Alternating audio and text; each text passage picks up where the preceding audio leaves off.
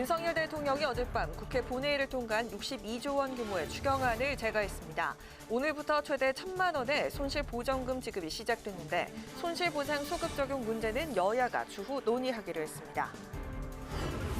원구성을 두고 여야가 대치하면서 국회의장단과 상임위원장을 선출하지 못한 채 후반기 국회가 시작했습니다. 여야는 지방선거 이후 원구성 협상에 나설 계획이지만 법사위원장 자리를 두고 입장차가 커 난항이 예상됩니다. 586 용태론으로 내홍을 겪은 더불어민주당이 지도부 갈등을 봉합하고 막판 지지층 결집에 나섰습니다. 국민의힘은 대전과 경기 표심을 집중 공략했는데 특히 이재명 후보의 김포공항 이전 공약을 두고 총공세를 이어갔습니다. 뉴스앤 파워 인터뷰, 오늘은 더불어민주당 양이원영 의원과 함께 이틀 앞으로 다가온 6일 지방선거, 바닥 민심과 막판 변수를 살펴보고 난항을 예고하고 있는 국회 후반기 원구성 협상에 대한 야당의 입장을 들어봅니다.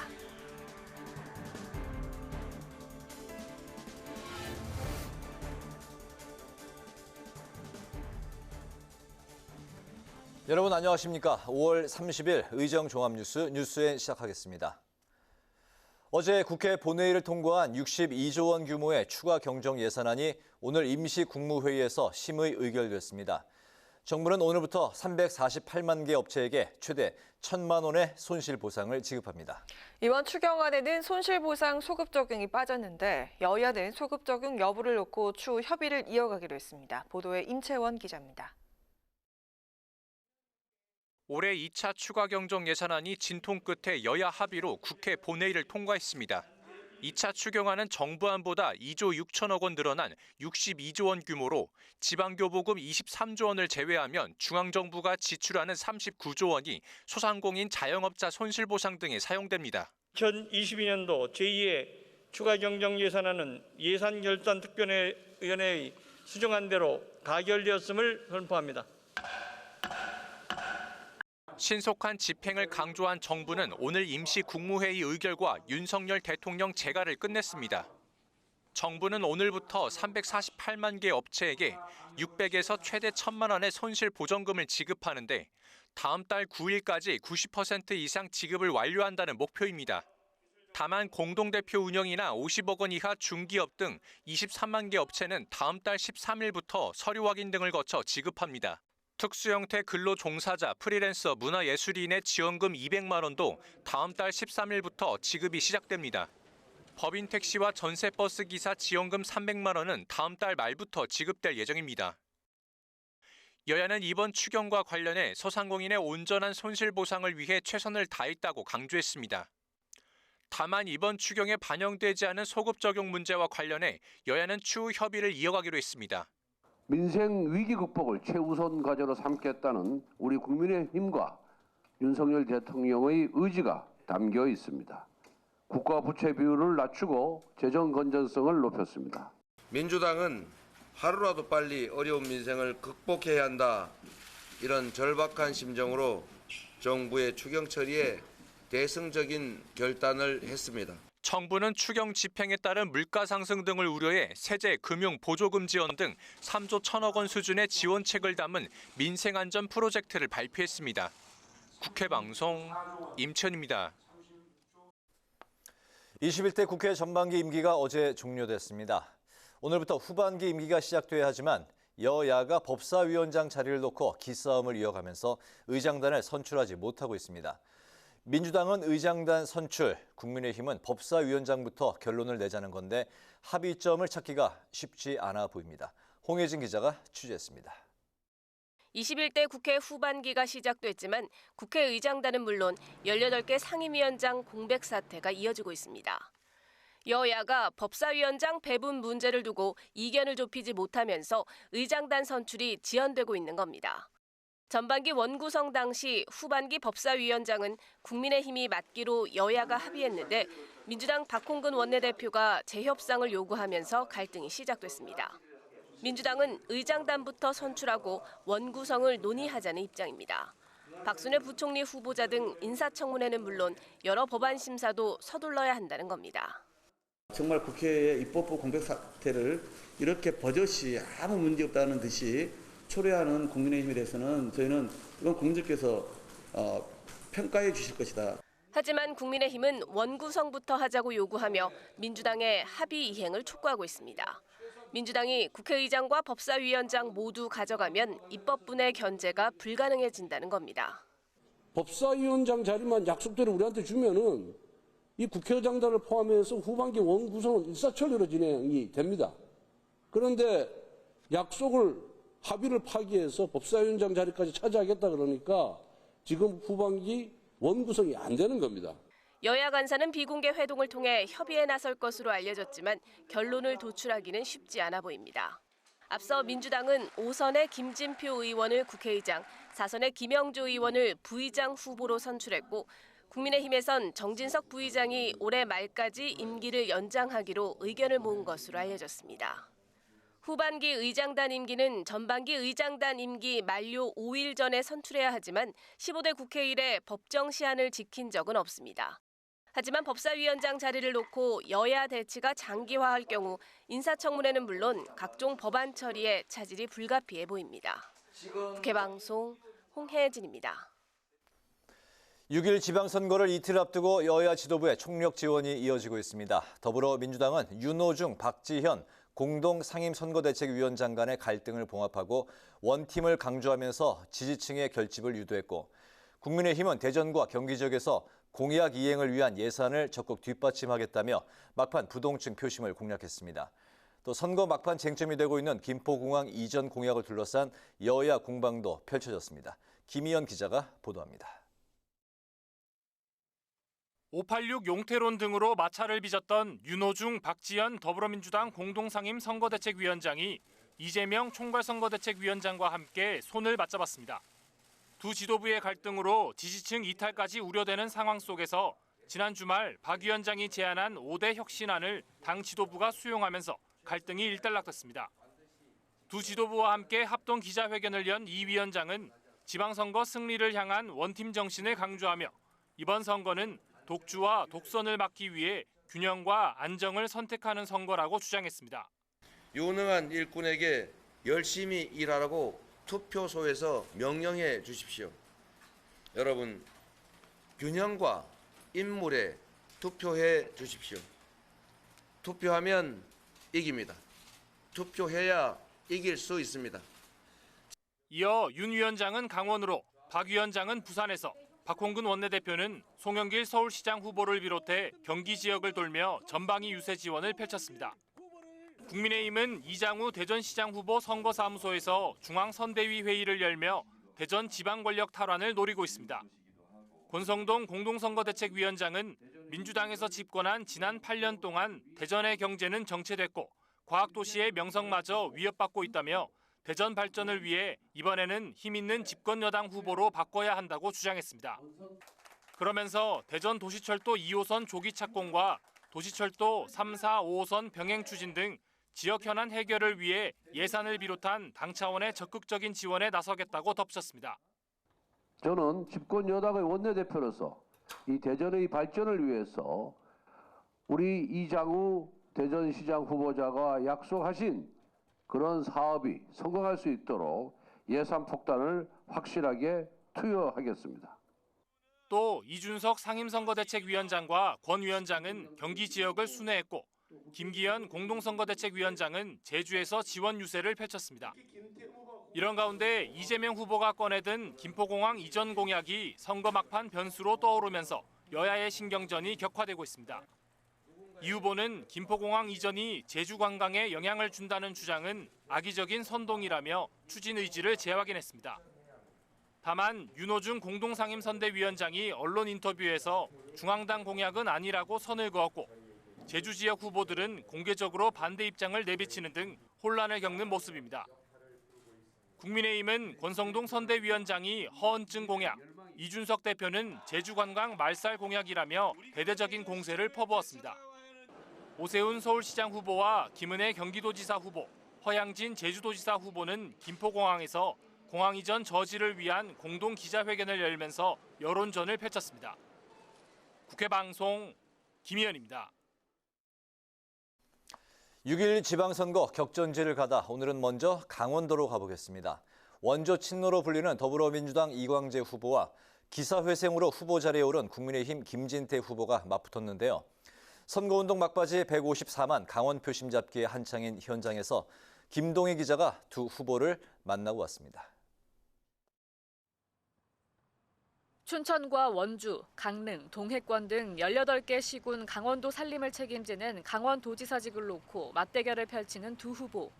고 노무현 전 대통령의 오른팔이자 3선 국회의원을 지낸 이광재 후보는 2010년 강원도지사에 당선된 후 정치자금법 위반으로 직을 반납했다 재도전에 나섰고, 공안검사의 재선 국회의원 출신 김진태 후보는 세월호 참사와 5.18 민주화운동 폄훼 발언 논란으로 공천에서 탈락했다 공식 사과 후 지사 선거에 출마했습니다. 두 후보 모두 유능한 일꾼론을 앞세우며 지지를 호소했습니다. 손흥민 선수는 골을 잘 넣죠. 저는 일을 잘합니다. 왼발 오른발을 다 쓰죠. 저는 여야 협치를 하고 중앙과 지방, 그다음에 국내외 두루 많은 인맥을 가지고 강원도를 확실히 일으킬 수 있습니다. 저는 솔직하고 추진력이 있습니다. 한번 정하면 확실하게 해낸다. 김진태. 거침없이 하고 또 정의롭게, 이게 모토입니다. 누구의 나도 하여튼 깨끗하고 확실한 자신감을 가지고 할 수 있습니다. 핵심 공약인 강원특별자치법을 두고도 신경전을 벌였습니다. 당의 출마 권유 당시 강원특별자치도 법안 통과를 조건으로 걸었던 이광재 후보는 법안 통과에 자신의 역할이 컸음을 강조하며 지역 특화를 통한 일자리 창출과 교육 환경 활성화 전략을 앞세웠고, 인수위에는 2025년도에 한다고 그랬죠. 상수원 보호구역, 군사시설 보호구역, 산림 관련 규제 때문에 규제를 혁파해서 일자리를 늘리는 게 가장 큰 것이죠. 제주도 특별자치도처럼 영어 도시를 만들어 국제 학교를 만들어서 강남 못지않은 우리가 좋은 교육 환경을 만드는 거라고 생각합니다. 김진태 후보는 중요한 건 앞으로의 실행이라며 집권 여당의 힘을 강조했습니다. 정말 여당일 때 5년 내내 먼지만 푹푹 쌓이게 하다가 이제 와서 그러는 모습을 보니 참 민망합니다. 이제는 그런 거 따질 때가 아니고 누가 그 내용을 채워나가고 실행을 할 것이냐인데, 이것은 힘 있는 여당 도지사만이 가능하다.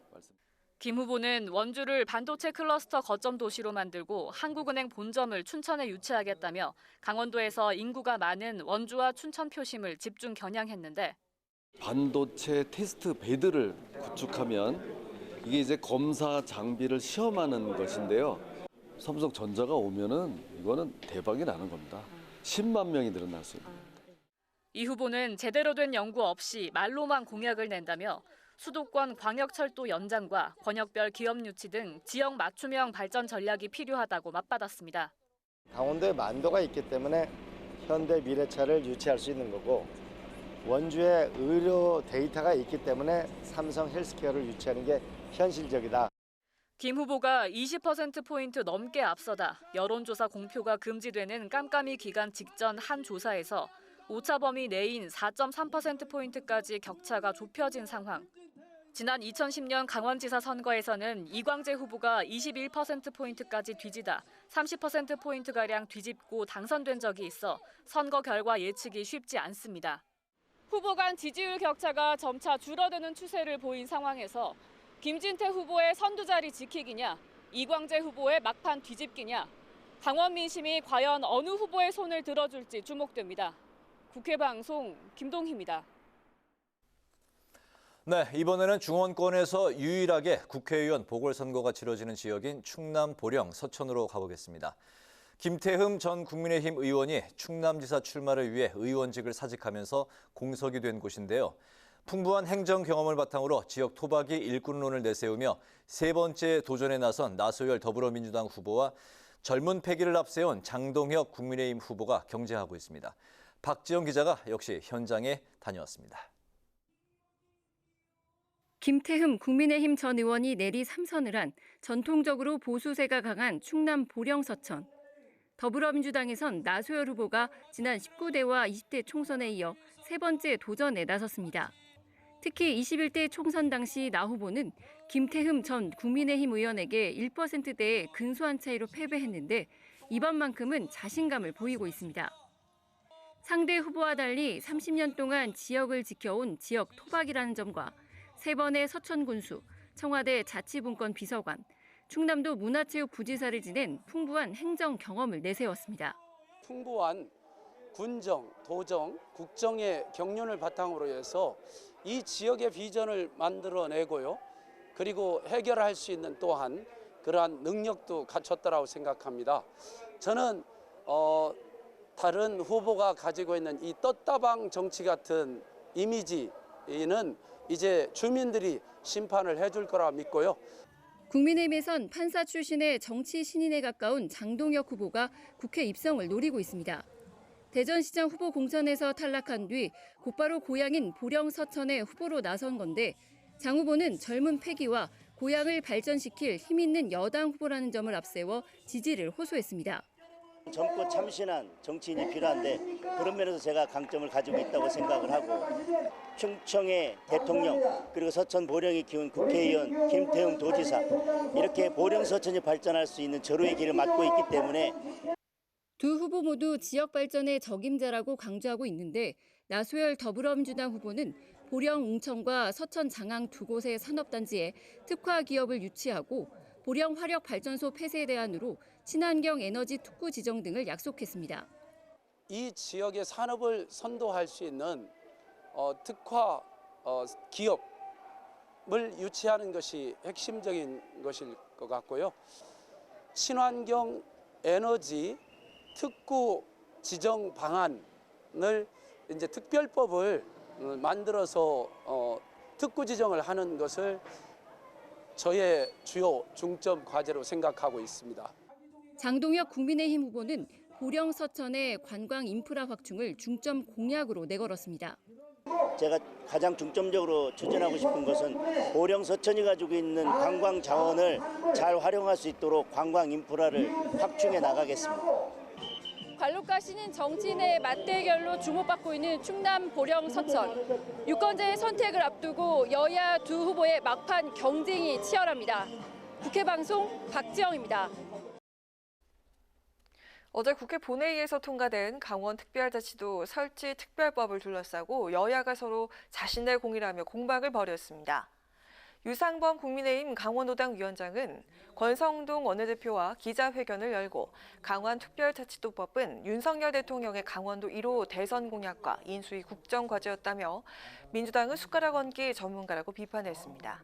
반면 윤호중 더불어민주당 공동비상대책위원장은 기자간담회에서 강원특별자치도 약속을 현실로 만든 건 이광재와 민주당이라며 국민의힘이 공을 가로채고 업적 가로채기를 하는 걸 개탄하지 않을 수 없다고 지적을 했습니다.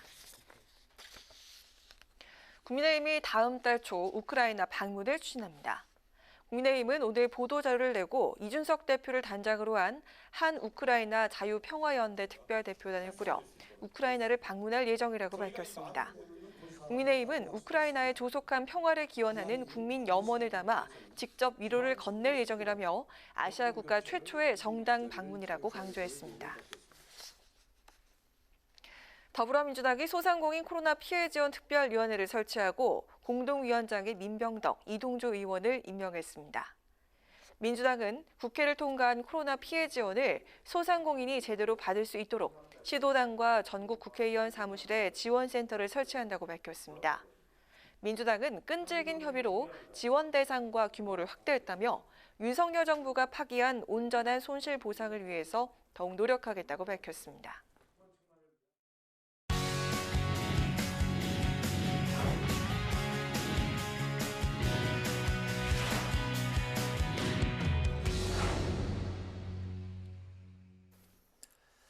네, 오늘 이슈 분석 장정현 기자와 함께합니다. 장 기자, 어서 오세요. 안녕하세요. 네, 여야가 어제 추경안 처리에 극적 타결을 했는데 서로 그동안 이제 양보를 잘 안 할 것 같았는데 어떻게 이렇게 극적으로 처리가 될 수 있었는지 그 배경부터 들어볼까요? 네, 극한 대치를 이어오던 여야가 6일 지방선거 사흘 전인 어제 말씀하신 것처럼 타협점을 찾아 본회의 처리까지 이 속전속결로 이어갔습니다.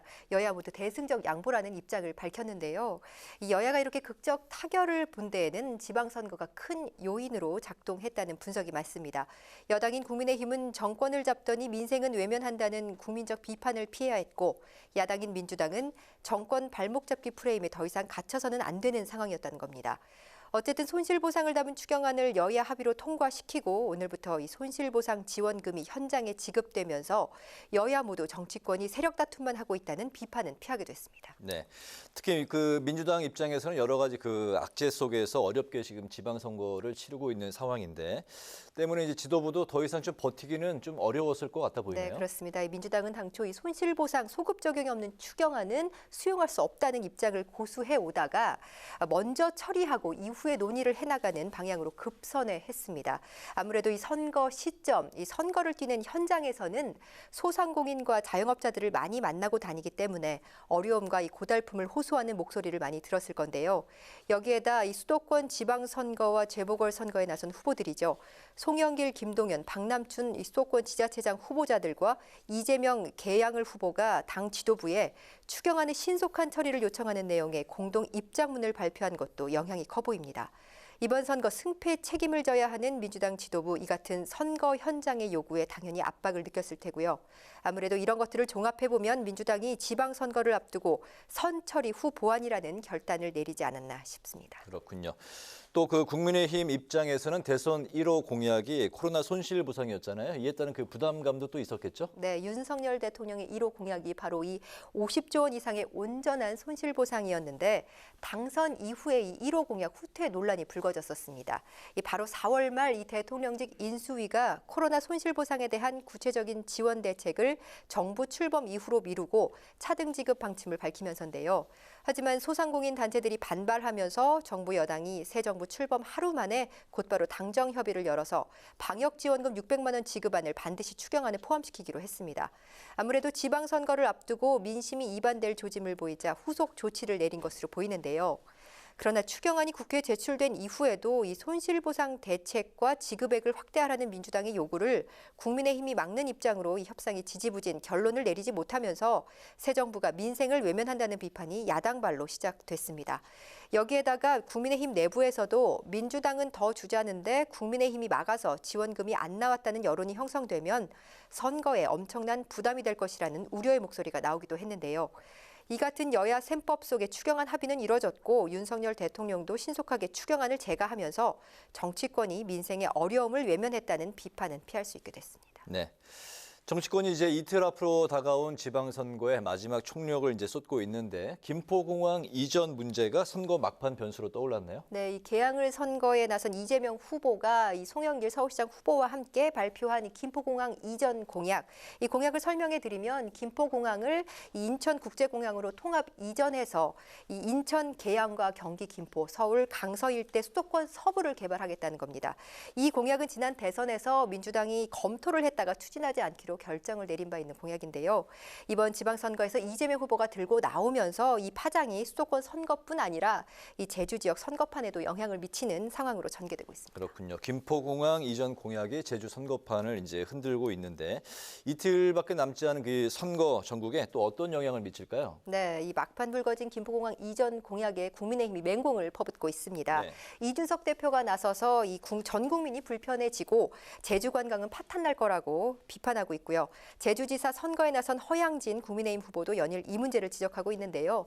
민주당 제주도당도 곤란한 상황인 것은 분명해 보입니다.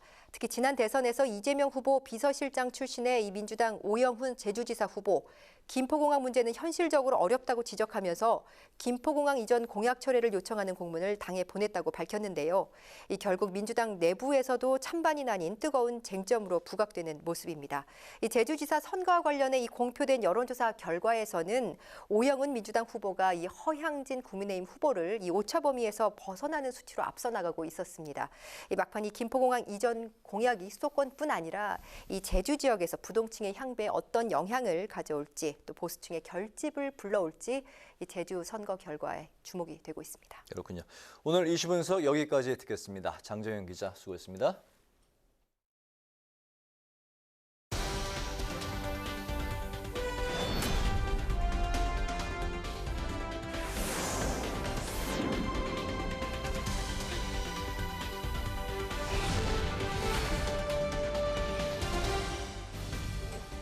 강아랑의 정치톡 시간입니다. 5월 30일 시선을 집중시킨 정치 뉴스 만나보시죠. 오늘의 첫 번째 정치톡은 절반의 봉합입니다. 지난 며칠간 더불어민주당은 박지원 공동비상대책위원장이 공개적으로 요구한 86그룹 용태론을 놓고 무척 시끄러웠습니다. 쇄신안에 대한 윤호중, 박지원 위원장의 근본적인 시각차가 확연히 드러났기 때문인데요. 결국 민주당 비대위가 이번 사태에 대해서 사과하고 당 쇄신을 약속하면서 갈등을 봉합하는 데 성공했지만 갈등의 씨앗이 된 쇄신안을 지방선거 뒤 다시 추진하기로 한 만큼 절반의 봉합이란 평가가 나오고 있습니다. 무엇보다 선거를 코앞에 두고 당 지도부가 당내 혼란을 일으켰다는 점에서 비판이 이어졌는데요. 우상호 의원은 이재명 총괄선대위원장의 지방선거 등장에도 큰 효과가 나타나지 않는 이유로 지도부 잡음을 꼽았습니다. 더불어민주당 지지층이 좀 격동할 만한 그러한 모멘텀을 잘 못 만들었어요. 사실 지도부가 이건 좀 책임을 져야 될 문제인데 중앙당에서도 좀 선거 막판에 여러 가지 잡음을 낸 것은 큰 실책이죠. 지금으로 보면 7석 정도면 더불어민주당이 선방하거나 승리했다기 봐도 될 것 같고요. 만약에 7석 이하다 그러면 뭐 비대위 총사퇴죠. 지도부 내 갈등이 자칫 선거에 악영향을 미치는 것 아니냐는 우려가 높아지자 민주당 지도부는 서둘러 원팀을 강조하고 나섰습니다.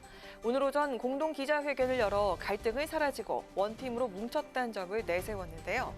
이재명 총괄선거대책위원장, 과반 승리의 목표를 재차 밝히면서 힘을 모아 반드시 승리하겠다고 다짐했습니다.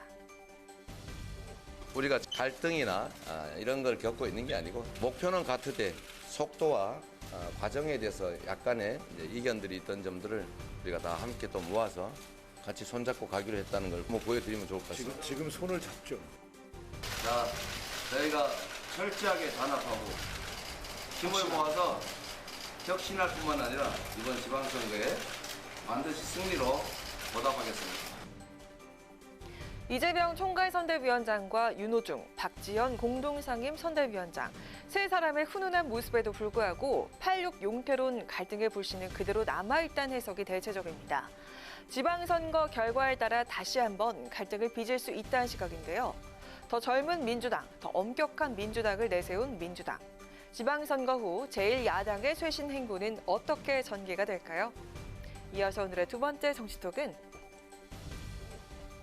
목 쉬고 눈물 쏟고입니다. 6일 지방선거의 최대 격전지 바로 경기지사 선거입니다. 더불어민주당 김동연 후보와 국민의힘 김은혜 후보가 막판까지 오차범위 내에서 초접전을 펼치면서 팽팽한 경쟁을 이어가고 있는데요. 우리무중 판세 속 한 표가 아쉬운 후보들은 오늘도 경기도 곳곳을 누비면서 지지를 호소했습니다. 고된 유세 일정 속 후보들의 목소리는 상할 대로 상한 상태입니다. 그럼에도 불구하고 청바지에 파란 운동화를 신고 유세 현장을 누빈 김동연 후보. 유권자들에게 절실함을 호소하기 위해서 목이 쉰 채로 마이크를 잡았는데요. 경기도의 발전을 위해 모든 노력을 바치겠다며 막판 표신 잡기에 전력을 쏟았습니다. 여러분에게 절실한 마음으로 호소드립니다. 간절한 마음으로 호소드립니다. 여러분 한 표가 우리는 목마릅니다. 여러분 한 표 한 표가 너무나 소중합니다. 저희에게 여러분의 소중한 한 표 몰아주시기 바랍니다. 국민의힘 김은혜 후보는 오늘 오전 서울 역삼동 강남대로에서 오세훈 서울시장 후보와 출근길 유세에 나섰습니다. 김 후보 이 자리에서 한 번 떠난 광역버스 언제 다시 올지 몰라 망연하게 쳐다보는 게 경기도민들의 고달픈 아침 출근길이라면서 경기 교통 문제 해결을 약속했는데요. 유세 중 돌연 감정이 북받친 것일까요? 지지를 호소하다 눈물을 흘렸고 또 옆에 있던 오세훈 후보도 눈물을 글썽여서 눈길을 끌었습니다.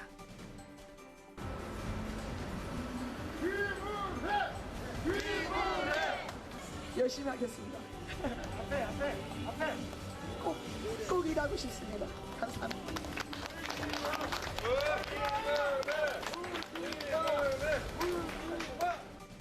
6일 지방선거가 이틀 앞으로 다가와 있습니다. 한치 앞을 알 수 없는 초박빙의 승부가 이어지고 있는 경기지사 선거의 경우 아주 작은 표 차이, 100표, 200표로도 승패가 갈릴 수 있다는 전망도 나오고 있는데요.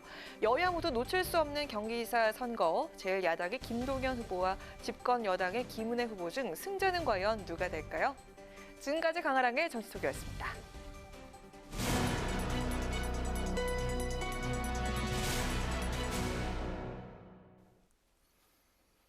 네, 모레 지방선거를 앞두고 여야 막판 선거전이 뜨겁습니다. 반면 국회의장단도 상임위원도 없이 출발한 후반기 국회에는 냉기류가 흐르고 있는데요.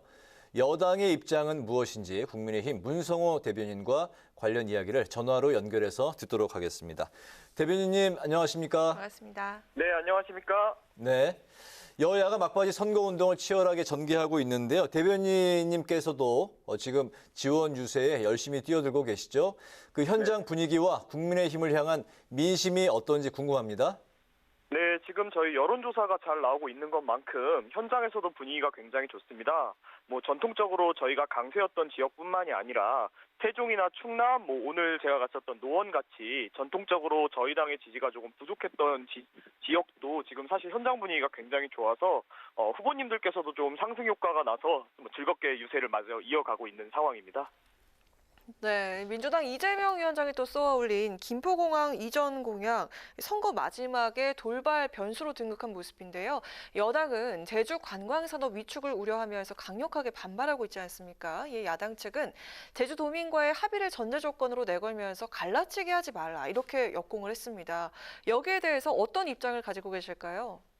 저는 오히려 갈라치기라는 게 이 공약이야말로 갈라치기라고 생각을 합니다. 실제로 제주도민들에 대한 이런 이 공약으로 인한 피해 같은 것도 있겠지만 기존에 이제 서울 서부 그 공항으로 인해서 생기는 교통이나 어떤 상권이라든가 이런 걸로도 분명 생활을 영위하시는 분들이 계시거든요. 그런데 이제 특정 사람만 이렇게 좀 이런 정책으로 혜택을 받을 수 있는 그럴 수 있는 정책을 낸다는 것 자체가 갈라치기가 아닌가 싶습니다. 이번에 이재명 지사께서 얘기하셨던 수직 이착륙 이런 걸 얘기하시는 거 보면 이렇게 깊이 있게 고민을 하시고 낸 정책은 좀 아니라고 생각을 합니다. 아무래도 선거가 막바지에 이르다 보니까 좀 급하셔서 좀 잘못된 정책을 내신 게 아닌가 싶습니다. 네. 오늘부터 21대 국회 후반기에 접어들었지만 의장단과 상임위원이 없기 때문에 사실상 개점 휴업 상태인데요. 법사위원장 자리를 놓고 여야 대립각이 이제 팽팽한 상황인데 이 때문에 야당은 일단 인사청문회라도 할 수 있게 선 의장단 선출 후 원구성 논의라는 입장인데요. 이와 관련해서 협상의 여지가 있을까요? 이 법사위원장 자리라는 게 이 국회의장과 법사위원장이라는 두 가지 이제 아주 권한이 뛰어난 자리를 기존의 어떤 입법 독재를 막기 위해서 다수당이 국회의장을 가져간다면 이제 소수당 측에서 법사위를 맡는 게 꾸준히 관례였거든요. 이 관례가 단순히 예전부터 해왔으니까 그렇게 해오자는 것이 아닌 권한의 집중으로 인한 이런 독주를 막기 위해서 있었던 신사협정이고 또 이제 작년 원 구성 협의 때 민주당 측에서 분명히 하반기에 원에서의 법사위원장은 국민의힘으로 하기로 합의가 된 사항인데 갑자기 일방적으로 파기를 하고 이제 자신들이 말을 바꾸니까 저희들 입장에 좀 당황스럽고요. 이런 협치의 정치를 이제 민주당 측에서도 저희 윤석열 정부에 많이 이야기를 하는데 스스로부터 협치를 위한 이런 협약을 좀 지키는 모습을 보여주어야 저희도 신뢰를 가지고 협상에 나설 수 있다라고 생각을 합니다. 네, 오늘 말씀 잘 들었습니다.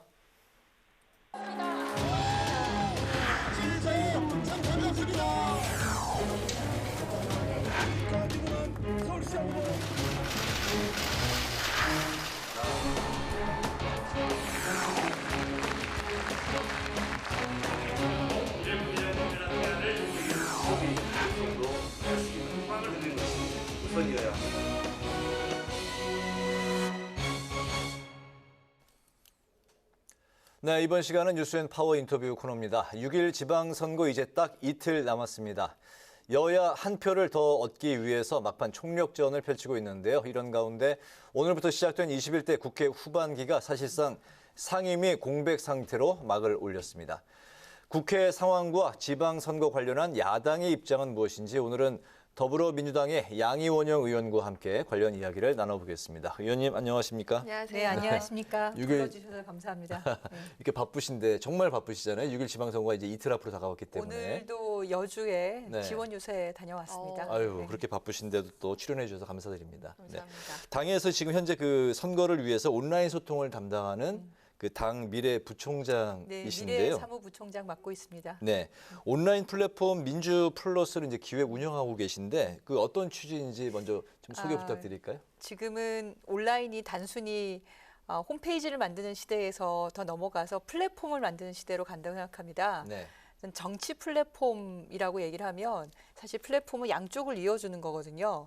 그러면 우리가 양쪽 고객을 생각을 하는 거예요. 네. 이제 중앙당의 차원에서 양쪽 고객은 한쪽은 공급자, 우리의 최고의 상품은 누구냐면은 자신만의 공약을 가진 정치인들이죠. 네. 이번 지방선거에 출마하시는 분들, 후보자들. 그렇죠. 네. 그분들이 저희의 또 중앙당의 최고의 고객이고 네. 또 한쪽의 고객은 이분들을 선택하는 유권자들입니다. 네. 이 정치인을 어떻게 보면은 고객이 양쪽에 있군요. 그렇죠. 이 양쪽 우리가 다른 플랫폼 뭐 이렇게 온라인 그 쇼핑몰도 그렇고 네. 아니면 뭐 택시 서비스도 그렇고 양쪽의 고객을 연결해 주는 게 플랫폼의 역할이죠. 네. 그런 걸로 처음 시도를 좀 해본 거고요. 그래서 광역부터 기초까지 예비 후보자 단계부터 거기에 등록을 저희가 다 할 수 있게 했고 선관위의 데이터들을 가져와서 거기에 로그인해서 이제 회원으로 가입을 하게 되면 그분들이 각각의 후보자들, 우리 동네 후보자들이 어떤 사람이 나와 있는지, 장애인 후보는 누구인지, 또 전국 단위는 누가 있는지, 청년 후보자는 누구인지 확인을 하고 공약을 제시도 할 수 있고 추천도 할 수 있고. 네. 그래서 저희가 첫 출마 지원단의 또 공식 사이트가 됐어요. 우리 당에 이번에 청년 후보자가 해보니까 618명입니다. 네, 국민의힘보다 더 많은 20.6%에 달하고 있고요. 네. 여성도 국민의힘보다 훨씬 더 많은 32%의 후보자가 이번에 나왔습니다. 네, 그런 네. 후보자들을 이제 유권자들에게 적극적으로 소개하는 사이트인 거죠. 후보자들, 유권자들에게 적극적으로 소개해주고 소통하는 그런 긴밀한 그 망이군요. 네, 그렇죠. 알겠습니다. 네, 플랫폼입니다. 플랫폼. 정치 플랫폼. 네네. 네. 네, 또 뭐 오늘도 그러셨지만 곳곳을 돌면서 또 지원 사격에 후보들 지원 사격에 나서고 계신데요. 깜깜이 기간 전에 마지막 여론조사를 보면요, 광역 기준 민주당 4곳, 국민의힘이 또 9곳이 우세입니다. 경기, 인천, 대전, 세종 4곳은 경합으로 이렇게 나타났는데요. 사실 재보궐 선거 기간 동안에 민주당 상황이 녹록지 않은 게 사실인데 직접 체감하신 그 지역 바닥 민심은 어떻습니까? 네, 다들 많이 힘들어하셨어요. 네, 네. 그런데 이번에 지방선거를 하면서 그 마음을 풀어내시는 것 같더라고요. 그러니까 축제처럼, 그러니까 패배를 했잖아요. 패배한 다음에 오는 선거기 때문에 다들 하시는 얘기가 뉴스 안 본다. 전화 안 받는다. 얘기하기도 싫다. 그런데 우리 후보가 나왔잖아요. 그러니까 그 후보를 중심으로 해서 뭔가 소리도 질러보고 이번에 한번 해보자. 네. 그리고 안타깝지만 윤석열 대통령께서 몇 가지 좀 실수를 많이 하고 계세요. 일방적으로 대통령 집무실을 옮겨서 지금 경북 고속도로까지 연결되는 교통지옥을 만든다거나 법무부 장관이 지금 뭐 소통령 뭐 별의별 얘기가 돌고 있잖아요. 이 법무부를 중심으로 한 검찰 공화국을 넘어서서 검찰 독재 국가를 만들고 있다. 이런 식의 얘기들에 대해서 굉장히 분노하고 계시고 그러면서 저희 지지자들이 집결하고 있는 게 느껴져요. 그래서 처음에 여론조사를 했을 때는 좀 이렇게 벌어졌죠. 근데 그게 점점 더 경합 지역으로 다가가고 있고 어떤 부분은 좀 추월한 지역도 좀 있는 것 같아요. 그래서 네. 지금 4군데, 5군데 얘기를 하는데 그보다 훨씬 더 많은 결과가 나오지 않을까라는 게 현장을 다녀보면 그 뜨거운 열기로 제가 확인할 수 있지 않나 이런 생각이 좀 들었습니다. 네네. 네. 말씀을 나누면서 보니까 한쪽 눈이 또 많이 충혈이 되셨네요. 그만큼 네. 지금 온 그리고- 힘을 쏟고 계시다는 증거가 될 것 네. 같은데요. 그리고 또 현장을 좀 가보니 제가 이제 저기 보령도 가보고 그다음에 저 창원도 가고 울산도 가고 여러 군데를 갔는데 네. 그 국민의힘 쪽에서 내세우는 인물들이 뭐 죄송한 얘기지만 저희보다 좀 부족하다는 생각이 좀 들었던 게 저희 쪽은 지역에 오랫동안 일을 해왔던 일꾼들이에요. 뭐 창원만 해도 시의원 했던 분이 시의장까지 하시면서 네. 이번에 국회의원을 나가신 그런 분들인데 이번에 이제 국민의힘에서 나오시는 분들은 아무래도 선거에 이겼다 보니까 그리고 지지율이 좀 더 높다 보니까 그동안 좀 은퇴하실 만한 분이 갑자기 떴다 방식으로 다른 지역에 나간다거나 어디에 컷오프 되신 분이 다른 지역으로 가서 이렇게 출마한다거나 네. 좀 막말 논란 있는 분이 이렇게 온다거나 너무 좀 당 지지율만 믿고 이렇게 오신 거 아닌가. 그러니까 저희는 인물론으로 지역을 위한 일꾼으로 이렇게 좀 승부를 보겠다. 이런 힘들이 좀 모이고 있는 것 같습니다. 네, 해당 지역에서 이제 바닥부터 일로 이제 가까운 그런 그렇죠. 일꾼들이 이제 상대적으로 많다는 인물, 말씀인데 알겠습니다. 지역의 든든한 일꾼 그런 얘기를 하는데 상당히 전 먹히고 있다는 게 시장을 많이 다녀보니까 사실 좀 많이 혼내실 줄 알고 그랬는데 응원을 많이 해주시더라고요. 네, 네, 상당히 그래서 희망을 많이 발견하셨다는 네. 말씀인데요. 그 사전 투표율이 역대 지방선거 사상 이제 최대치가 나왔습니다. 최고치가 나왔는데 민주당은 우리한테 유리한 사인이다 이런 해석을 내놨어요. 그런 해석의 이제 배경과 또 20.62% 이 사전 투표를 담긴 의미 어떻게 바라보고 계세요? 네. 서로 다 자기에게 유리하다고 얘기하죠. 예. 근데 지금 사전 투표라기보다 제가 보기엔 1차 투표, 2차 투표, 3차 투표의 기간이 만들어져서 유권자들께 좀 더 투표 참여를 더 많이 하실 수 있도록 저희가 네. 이렇게 독려하는 차원이 아닌가. 그래서 최대한 앞으로 좀 끌어당기기 위해서 노력을 하고 있고 네. 아까도 말씀드린 것처럼 저희 많이 실망하셨던 저희 지지자분들의 으쌰으쌰하면서 투표 빨리 하자, 투표하면 이긴다 이런 얘기를 하고 있기 때문에 투표율이 좀 올라가면 그러면 우리에게 좀 더 좋지 않을까 이런 생각을 하고 있는 거고 그래서 열심히 독려를 하고 있는 그런 상황입니다. 네네. 네, 그런데 이재명 위원장과 또 송영길 후보가 공동으로 꺼낸 김포공항 이전 공약이요. 선거 막판의 변수로 떠올랐습니다. 이준석 대표가 선봉에 서서 연일 맹공을 퍼붓고 있는 상황인데요. 당 내에서도 좀 미묘한 기류가 흐르는 것 같은데 어떤 입장 갖고 계실까요? 이준석 당대표는 여전히 야당인 줄 아시나 봐요. 여당의 정치인들은 문제를 해결하는 사람입니다. 사실 성남공항 이 이전 문제 꽤 오랫동안 얘기가 됐었죠. 그 주변 분들이 지역 개발을 위해서 성남공항 이전해달라고 요구했고 그래서 저희가 거기에 나간 저희 후보 김병관 후보도 그 얘기에 대해서 답을 하고 있는 거고요. 김포공항 주변 양천구는 제가 여러 번을 지원을 나갔고 이번에도 며칠 전에 양천구청장 김수영 후보 지원 나갔는데 거기 연설하는데 제 목소리가 안 들릴 만큼 비행기 소리가 나요. 그거를 10분, 15분마다 그런 비행기 소리가 나는 곳에 살고 있다고 생각을 해보세요. 얼마나 많은 분들이 고통을 겪고 있는지. 이 문제도 사실 해결을 해야 되는 문제예요. 그리고 인천공항과 지금 거리가 좀 있기 때문에 시간을 단축시켜야 되는 것도 사실 해결해야 되는 문제거든요. 근데 이거를 그냥 덮어두고 묻어두고 아무 일도 없는 것처럼 하면 사라지나요? 문제는 있습니다. 근데 저희는 그 문제를 드러낸 거죠. 그 문제를 대선 때부터 드러낸 거고 그래서 이 문제를 해결해보자라고 얘기를 하는 겁니다. 그래서 제주도와 성남과 김포와 그 주변의 인천과 같이 저희 후보자들이 이 문제를 공개석상에 드러내서 이 문제에 대한 해결에 대한 대안들을 제시하고 있는 거예요. 그러면 이 더불어민주당 내에서 이런 토론의 장이 만들어지는 거죠. 그리고 그걸 우리 유권자들 시민들과 같이 논의를 해보는 겁니다. 근데 지금 여당이신 분들이 그냥 비난만 하잖아요. 그러니까 아직도 야당인 줄 아시는 것 같은데 안을 내셔야 돼요. 고통받고 있는 시민들이 있습니다. 그리고 요구가 있습니다. 그 문제를 해결하기 위한 토론회 장을 만드는 게 바로 선거의 장인 거죠. 그리고 그걸로 저희가 평가받아서 당선이 되면 그걸 제1의 과제로 내세워서 그 시민들과 같이 논의해서 해결책을 만들어 가는 겁니다. 네, 알겠습니다. 선거를 목전에 두고 당연히 좀 내용을 겪었습니다. 일단은 임시 봉합이 된 모양새인데 박지원 위원장이 제안한 5대 쇄신 과제는 이제 선거가 끝난 이후에 이제 공약을 하기로 약속을 했습니다. 이런 과정을 당내 이제 의원님께서는 어떻게 좀 지켜보셨고 현재 당 분위기는 어떻습니까? 지금은 이제 분출될 건 다 분출되고 네. 그래서 이걸 앞으로 잘 풀어보자 이렇게 지금 이제 합치는 그런 상황이고요.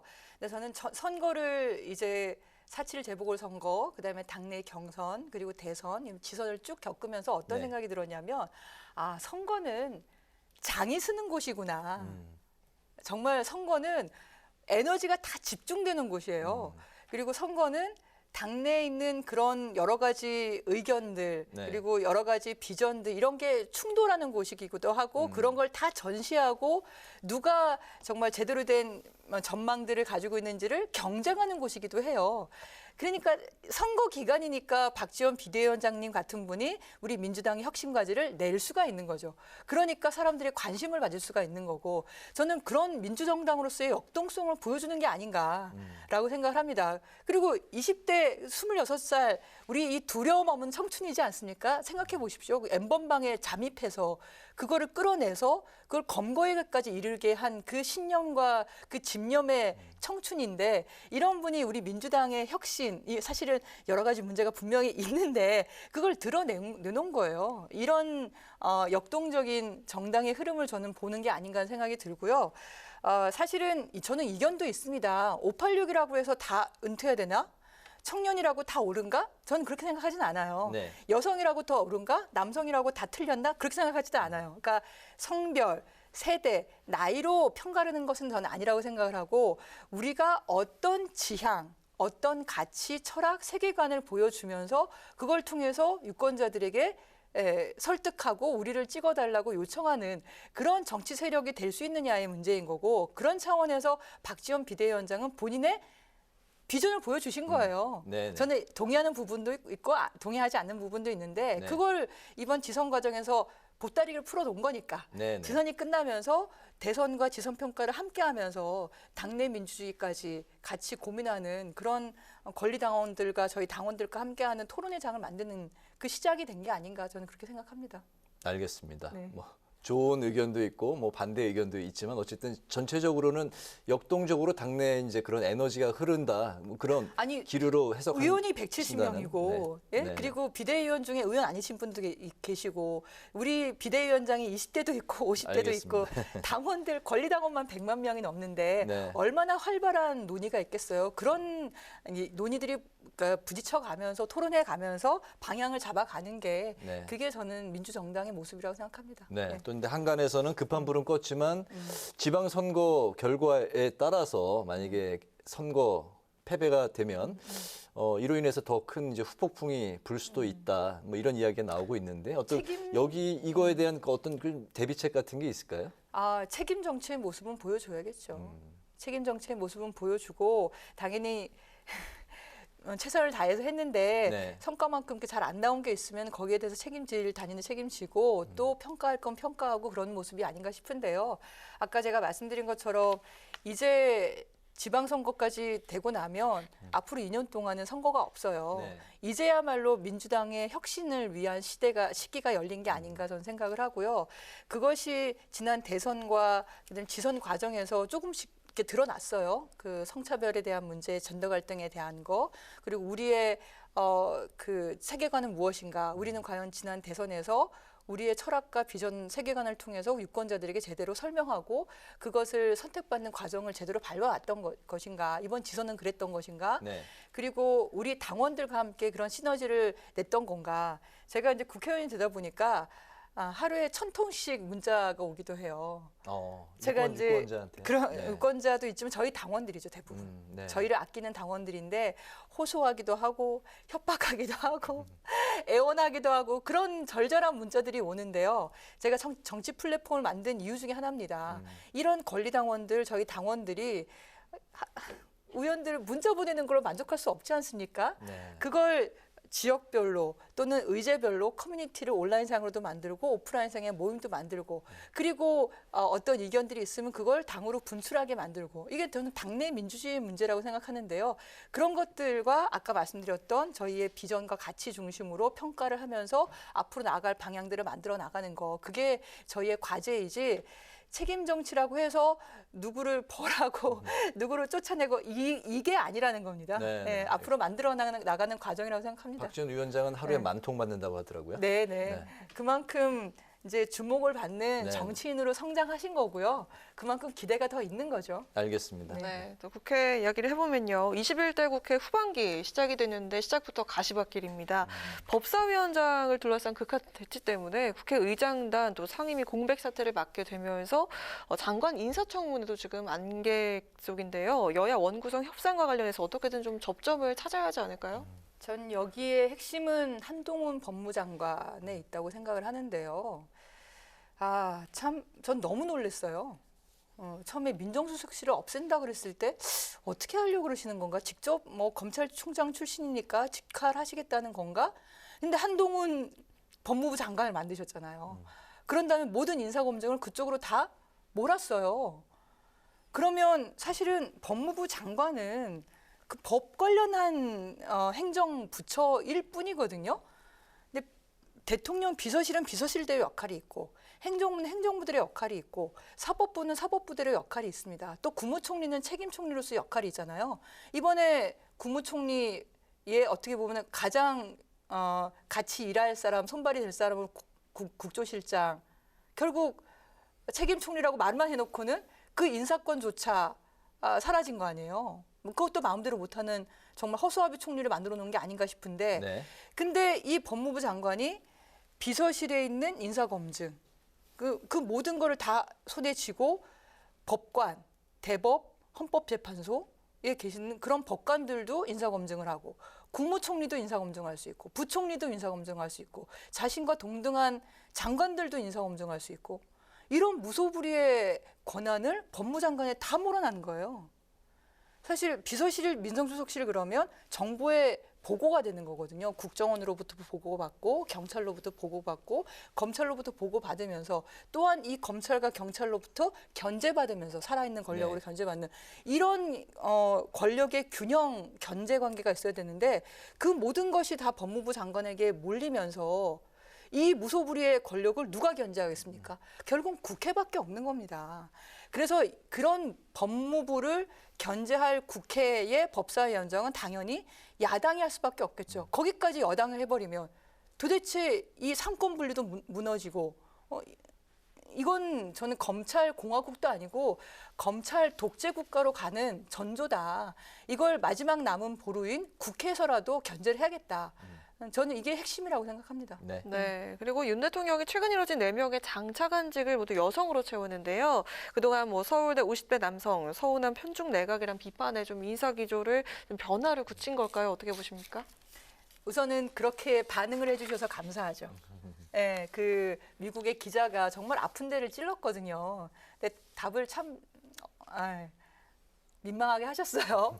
그런데 바로 그 다음에 그런 인사를 이렇게 추천하신 거는 저는 굉장히 발빠른 그리고 그런 대응을 해주신 거에 대해 감사합니다. 근데 문제는 뭐냐면